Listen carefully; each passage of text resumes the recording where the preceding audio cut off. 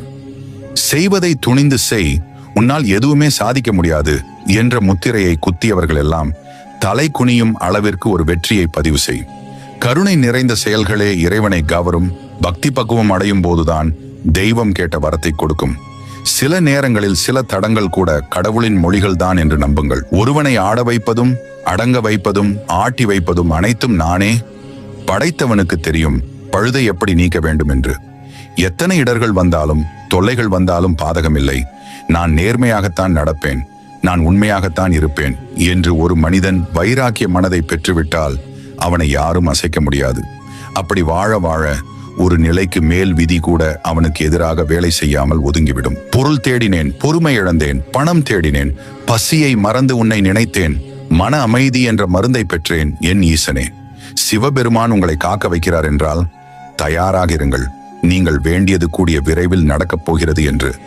எனக்கு முன்னால் நீ தினமும் அழுவதை நான் அறிவேன். என்னை நம்பு, நீ என்னிடம் தீர்வு கேட்கிறாய். ஆகவே எல்லா பிரச்சனைகளுக்கும் தீர்வு கிடைக்கும். உனக்கானது என்று படைக்கப்பட்டிருந்தால் அது உன்னை விட்டு சிறிது காலம் தள்ளி போகுமே தவிர கிடைக்காமல் போகாது. வாழ்க்கையில் நமக்கு போராட்டம் கண்டிப்பாக இருக்க வேண்டும். ஏனெனில் அது நம் எதிர்காலத்திற்கான சிறந்த வழியை ஏற்படுத்தி கொடுக்கும். எவ்வளவு பெரிய துன்பம் வந்தாலும் கலக்கம் கொள்ளாமல் முயற்சி செய், எல்லாம் நன்றாகவே நடக்கும். எனக்கு நீ மட்டும் போதும், நீதான் எனக்கு எல்லாவுமாய் இருக்கிறாய்.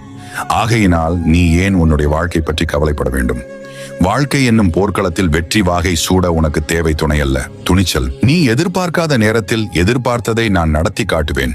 நம்பிக்கையோடு இரு, நன்மை உண்டாகும். இன்று காயம் கொடுக்கும் இறைவன் நாளை ஞானம் கொடுப்பான். ஆகையால் அவன் போக்கில் விட்டு விடுங்கள். நீ முயற்சிக்காத வரையில் எதுவும் இங்கு எளிதாக கிடைக்காது. நினைவில் கொள்ளுங்கள். ஆணாக இருந்தாலும் சரி, பெண்ணாக இருந்தாலும் சரி, அன்பாக நடத்தி பாருங்கள். அவர்கள் உங்களுக்கு அடிமையாக இருப்பார்கள்.